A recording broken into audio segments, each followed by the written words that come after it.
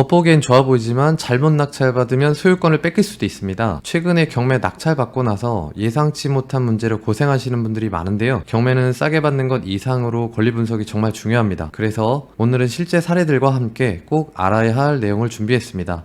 오늘 영상을 끝까지 보시면 위험한 물건을 걸러내고 안전하게 낙찰받는 방법 알게 되실 겁니다. 자, 시작해 보겠습니다. 오랜만에 영상 찍는 거라서 긴장되네요. 오늘 첫 번째로 소개해드릴 물건은 하시면 안 되는 거예요.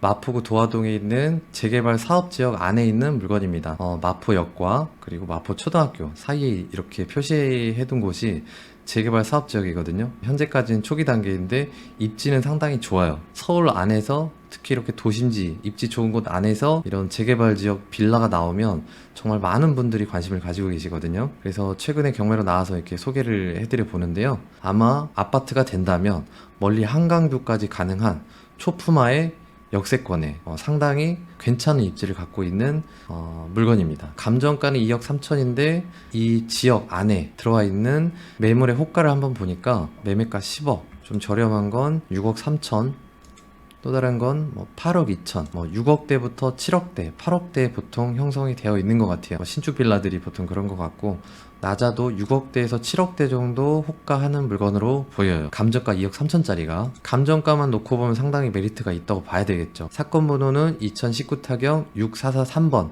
물건 번호 4번이고요 1번부터 5번까지 나머지는 모두 낙찰돼서 잔금 납부까지 이루어졌어요. 그리고 이 물건도 7억 가까이 낙찰됐다가 대금 미납하고 다시 나오고 또 3억 5천 정도로 낙찰됐다가 법원에서 매각 허가 결정을 취소했습니다. 그리고 다시 나온 상태거든요. 5월 7일 입찰을 앞두고 있고 아마 이런 내용을 자세히 보지 않고 입찰하시면 낙찰받을 수 있겠죠. 그런데 등기부 내용을 한번 보면요. 현재 소유자는 정모 씨로 돼 있고 그 바로 아래 근저당권자, 돈을 빌려준 사람도 다른 정모 씨의 성만 같은 25억 정도의 채권 최고액이 설정되어 있습니다. 그리고 이 사람이 이 근저당을 가지고 경매를 넣은 거죠. 돈 달라고. 그런데 이 아래 보시면 현재 건물 소유자가 이 근저당권자 정모 씨를 상대로 이 근저당을 말소하라는 가처분을 걸어놨어요. 가처분은 어떤 소송이나 분쟁이 앞으로 있을 거니까 이 부동산 사지 마라, 팔지 마라 이렇게 막아놓은 거거든요. 그래서 제가 사건 번호로 한번 들어가서 이 소송이 어떻게 되어 있나, 결과가 어떻게 되었나 한번 조회를 해봤거든요. 그리고 참고로 만약에 경매로 낙찰되어서 소유권이 이전됐더라도 이 경매 원인이 됐던 이 근저당이 사실이 아니다, 효력이 없다 해가지고 만약에 말소돼 버리잖아요. 그럼 낙찰돼서 소유자가 바뀌더라도 다시 원복됩니다. 대법원 판례에서는 무효인 근저당에 의한 경매는 그 절차가 말소 여부를 떠나서 무효이다. 그러니까 낙찰자가 근저당이 없어져 버리면 큰일 날 수 있는 거예요. 여러분들이 네이버에 들어가서 나의 사건 검색으로 들어가면 이 사건 번호 가지고 등기부에 있는 이 사건 번호를 가지고 판결이 어떻게 진행되어 왔는지 보실 수가 있거든요.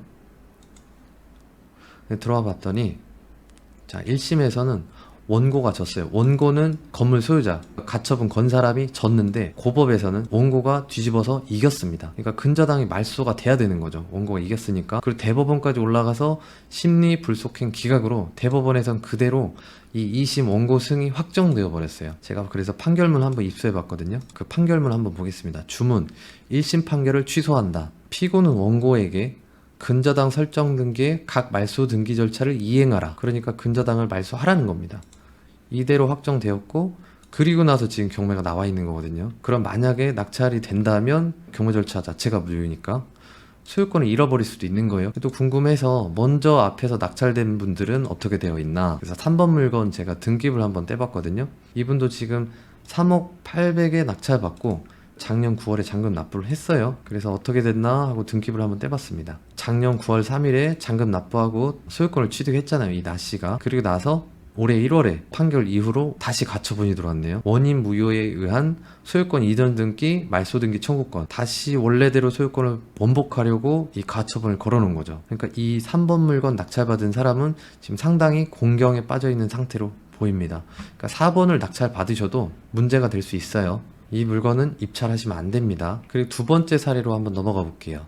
최근에 낙찰되었던 사례인데 2021 타경 109872 서울 남부에서 진행했고 불과 얼마 전입니다. 3월 25일에 입찰도 20명이나 했어요. 신월동에 있는 신정 뉴타운 롯데캐슬 아파트인데 평수가 좀 크고 감정가가 지금 시세가 14억에서 15억 정도 하는 물건인데, 감정가가 그때 코로나 때 2021년에 감정을 해서 그때가 거의 고점이었거든요, 이 아파트는.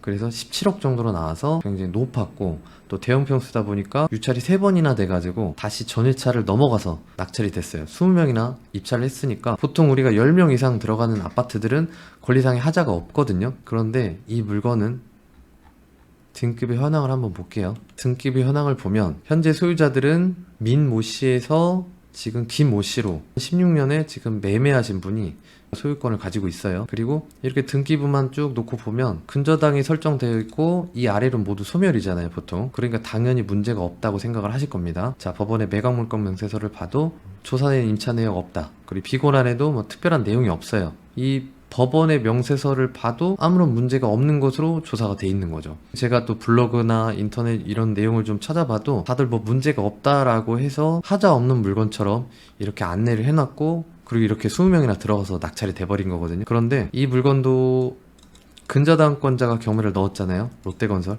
이 아래에 뭐가 있죠? 후순위 가처분이 있어요. 여기 뭐라고 써있죠?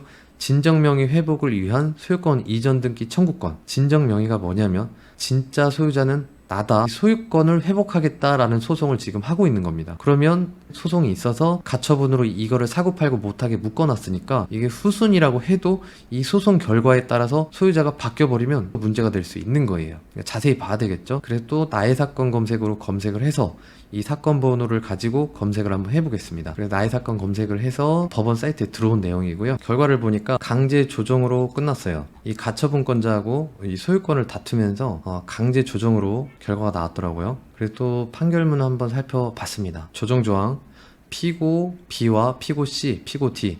이 피고들은 현재 소유자들과 그 자녀들을 의미합니다. 그리고 원고는 가처분권자인 송모 씨를 의미하는데, 이 원고에게 금 6억 9천을 언제까지 지급하라. 그리고 이 원고는 위 피고들이 1항의 금원을 지급하기 위해서 부동산을 담보로 대출을 받을 수 있도록 현재 위 부동산에 설정되어 있는 가처분을 말소하는 방법으로 협조해야 한다. 그런데 이 조정이 있고 나서 가처분이 말소가 안 됐죠. 가처분이 아직도 등기부상 살아있으니까요. 6억 9천에 대해서 갚아야 되는데 갚지도 않았던 걸로 보여요. 그런 상태에서 롯데건설이 경매를 넣었고 지금 현재 경매까지 오게 된 겁니다. 제가 인터넷 블로그나 이 물건을 올리신 분들 찾아보니까 이 물건이 다 문제가 없다라고 적어놨더라고요. 아마 여기까지만 보신 것 같아요. 강제 조정으로 이게 끝났다고 생각하신 것 같아요. 또 매각물건 명세서에도 이런 내용이 없으니까요. 제가 이 판결문을 자세히 읽어보니까 이 송씨, 가처분을 건 사람은 원래 이 물건의 소유자입니다. 이분도 2013년에 경매를 통해서 낙찰을 받은 거예요. 2014년이네요. 1억 8천 정도로 낙찰을 받아서 잔금 납부까지 완료를 했는데, 그런데 어떤 사연으로 등기를 못했습니다. 낙찰자는 등기를 못하고 있는 상황에서 채무자들 앞으로 아파트가 지어지니까 등기 이전이 되고, 또 이 사람들이 현재 등기부상 소유자인 김모 씨에게 또 이 아파트를 팔아버려요. 그러니까 낙찰자는 송모 씨, 이 가처분 걸어놓은 이분은 지금까지 10년 넘도록 제대로 소유권 행사를 못하고 소송으로 이 사건을 끌어온 거죠. 그리고 마지막에 강제 조정으로 6억 9천을 받고 끝내라, 가처분을 말소하는 식으로 협조를 하면서 끝내라 라고 강제 조정이 됐는데, 지금 그게 정리가 안 된 거죠. 그런 상태에서 경매로 나왔고 이 가처분이 그럼 말소가 되겠냐?